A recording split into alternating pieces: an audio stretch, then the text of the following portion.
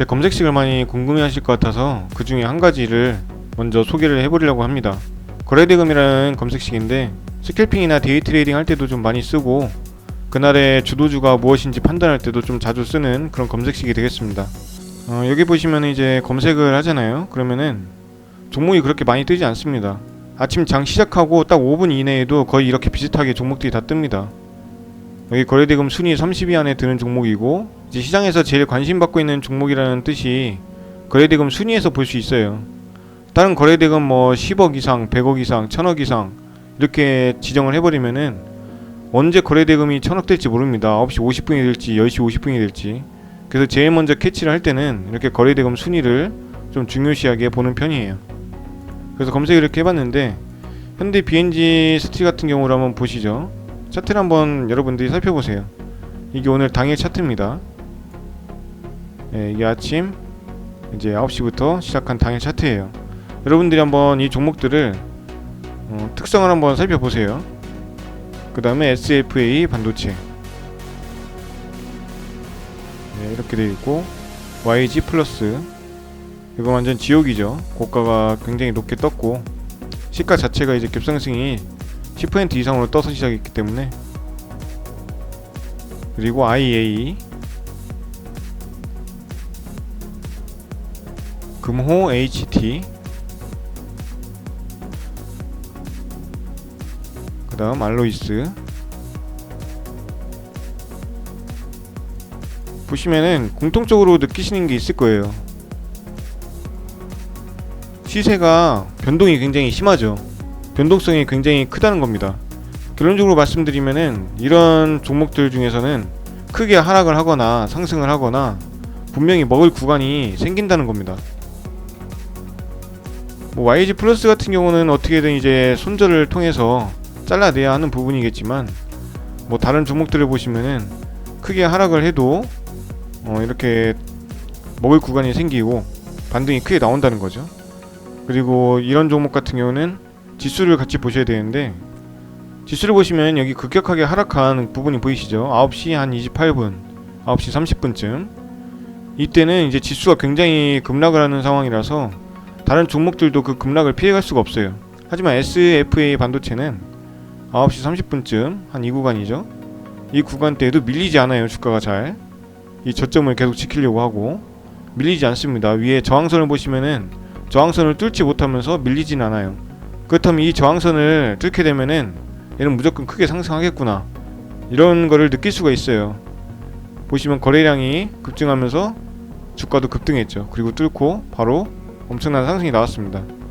그러니까 이렇게 지수랑 같이 보시는 그런 습관을 좀 들이셔야 돼요. 데이 트레이딩 같은 경우는 그 지수가 이렇게 크게 하락했을 때도 밀리지 않는 종목은 정말 강한 주도주다 이렇게 판단하는 그런 능력을 기르시면 되겠습니다. 현대 BNG 스틸도 보시면은 9시 반쯤이죠. 이미 9시 반쯤 근처 와서 이미 하락을 했고 지지를 보여줬어요. 이렇게 지수가 급격하게 하락하고 반등이 나오는 그 변곡점 시점에서 이제 다른 주식들도 그 변곡점을 만들어낸다는 것입니다. YG 플러스는 이제 9시 30분까지 계속 하락했고 여기서 변곡점을 보였는데 돌파에 실패했죠.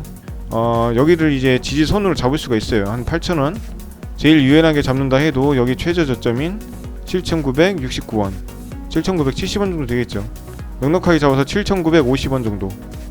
이걸 이탈하면은 무조건 손절하자 이런 마인드로 여기서 매수를 하시고 손절을 하시면 되겠습니다. 빨리 잘라내는 거죠. 이 종목은 9시 30분에 이미 지수와 반대로 흘러가고 있었어요. 9시 30분에 최고점을 찍었죠.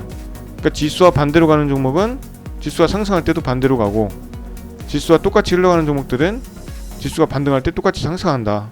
이런 원칙을 좀 알아두시면 될 것 같아요.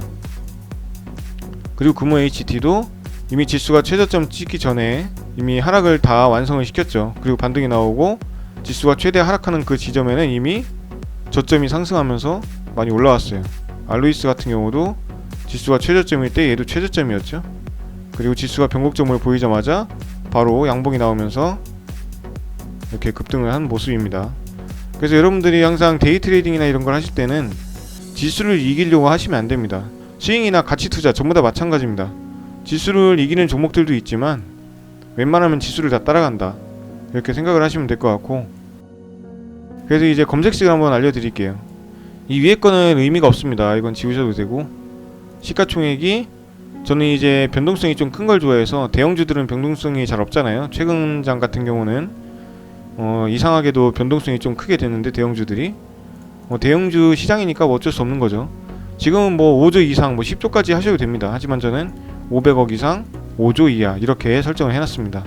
시가총액을 너무 높게 잡으시면은 거래대금 상위가 변동성이 잘 없는 큰 대형 주식들, 이제 삼성전자 같은 그런 주식들이 많이 걸려요.